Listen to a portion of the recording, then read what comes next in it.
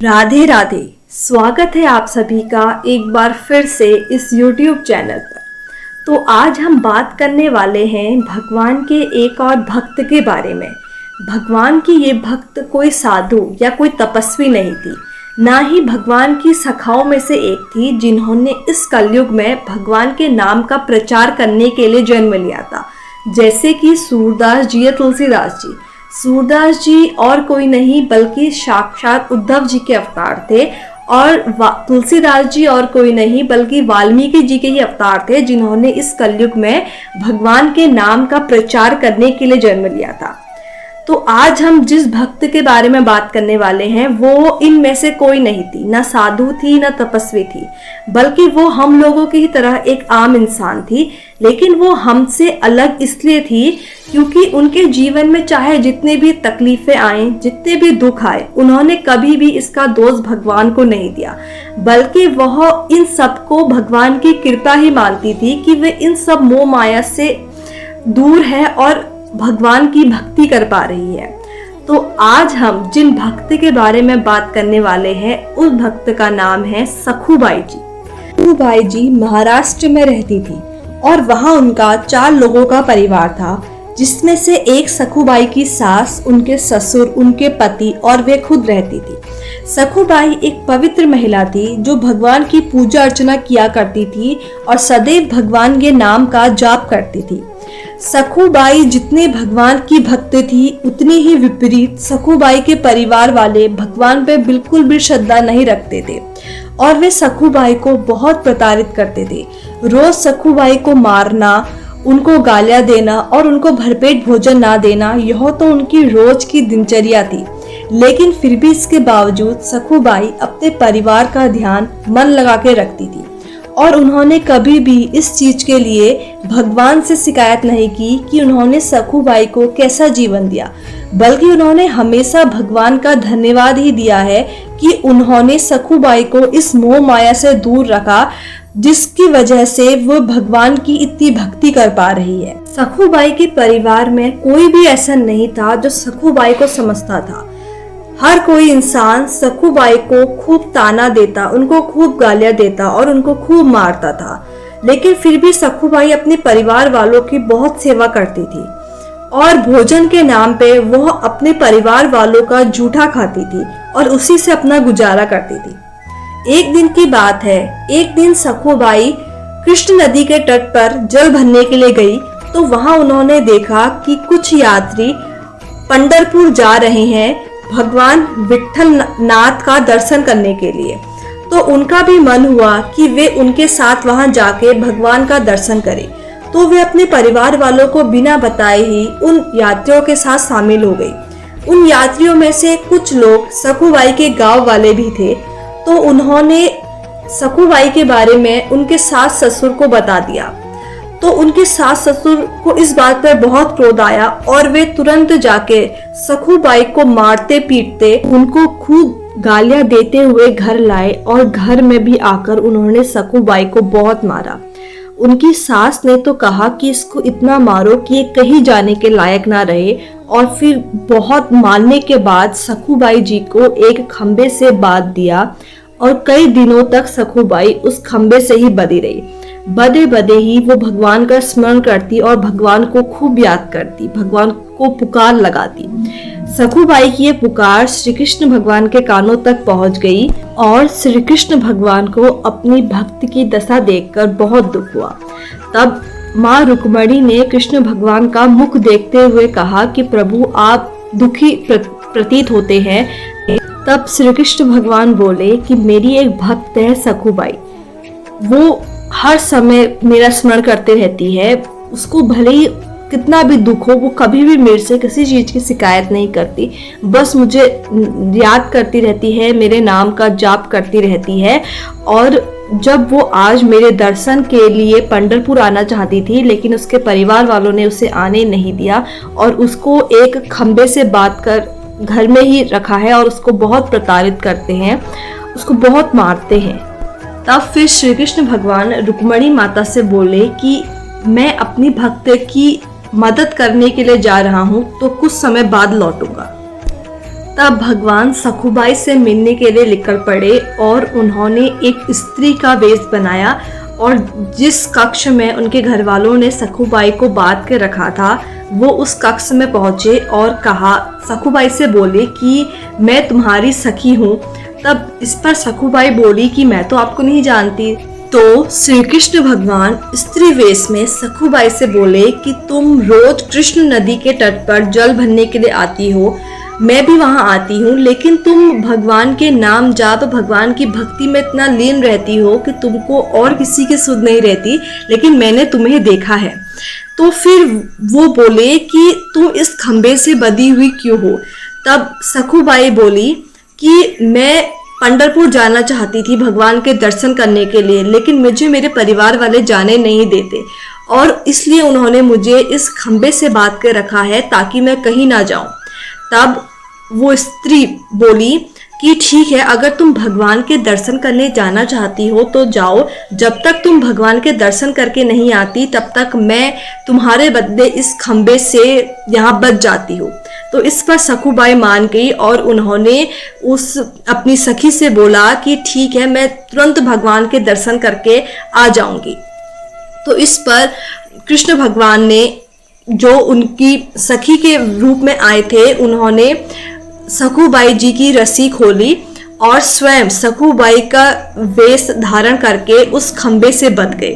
तो सखुबाई पंढरपुर की तरफ निकल गई विट्ठल भगवान के दर्शन करने के लिए और वहां भगवान अपने भक्त के खातिर उस खंबे से बंध गए कि ताकि उसके भक्त पर कोई कठिनाई ना आए। कृष्ण भगवान जो सखुबाई का रूप बनाकर वहां बंधे हुए थे, अब वो सखुबाई के बदले उनके परिवार के हाथों रोज मार खाते थे, रोज प्रताड़ित होते थे, रोज गालियां सुनते थे, लेकिन वह केवल इसलिए खुश थे क्योंकि वह अपने भक्त से बहुत प्यार करते थे। तो नई जो सखुबाई थी यानी कि श्री कृष्ण भगवान, उनको कई दिनों तक उनके घर वालों ने खाना नहीं दिया।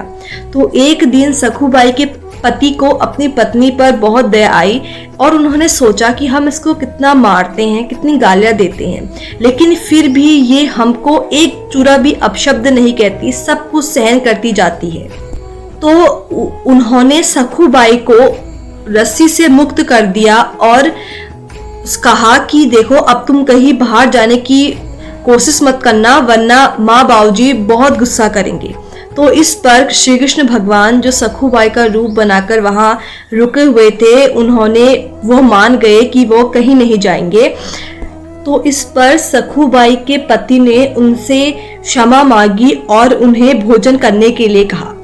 नई सखुबाई एक समर्पित पत्नी की तरह हर बात सुनती थी।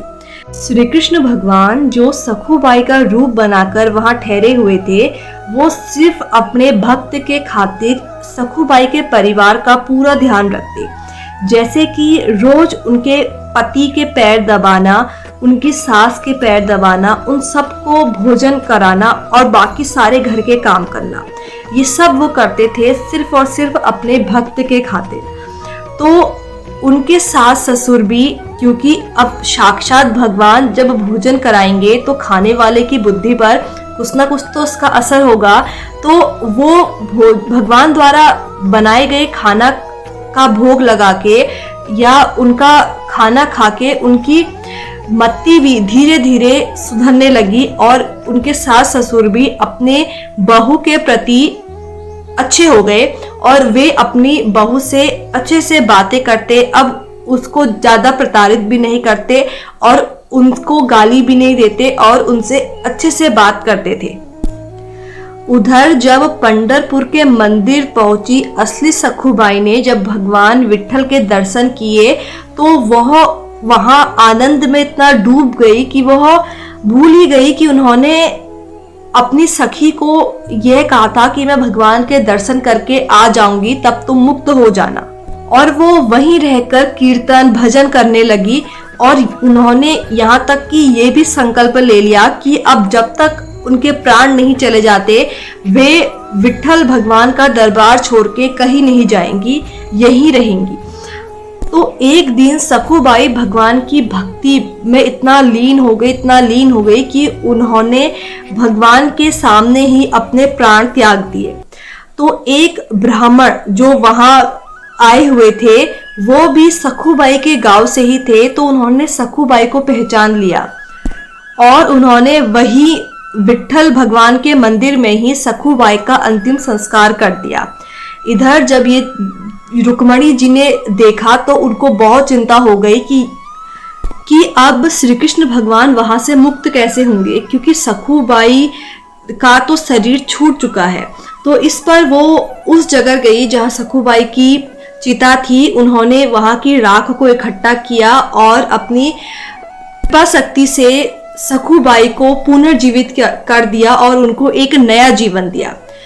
और सखुबाई को उन्होंने फिर सारी घटना बता दी, जिससे सखुबाई का संकल्प भी नहीं टूटा, क्योंकि उन्होंने जिस शरीर से यह संकल्प लिया था कि वह यह शरीर छोड़ के नहीं जाएंगी जब तक उनके प्राण नहीं चले जाते, तो वो शरीर तो पूरा हो चुका था। बाद में उनको रुक्मणी माँ ने एक नया शरीर दिया था जिससे वो अपने घर जाती और वहां से उनके जो पति हैं यानी श्री कृष्ण भगवान वे मुक्त होते। तो ये सब सुन के सखुबाई को बहुत रोना आया और वे फौरन अपने घर की तरफ गई। उधर श्री कृष्ण भगवान को जब ये पता चला कि सखुबाई जी आ रही हैं, तो वे उनके सास ससुर से बोले कि मैं कृष्ण नदी के तट पर जल भरने के लिए जा रही हूँ, और वे भी घर से बाहर आ गए। कृष्ण नदी के तट पर जब उन्होंने फिर से सखी का रूप बनाकर वे असली सखुबाई के सामने आए, तो सखुबाई ने कहा कि प्रभु अब मुझे आपकी सच्चाई पता चल गई है, मुझे रुक्मणी माँ ने सब कुछ सच बता दिया है, और वे भगवान के चरणों में गिर गई। उधर फिर श्री कृष्ण भगवान वापस अपने धाम को चले गए और असली सखुबाई अपने परिवार के साथ रहने लगी।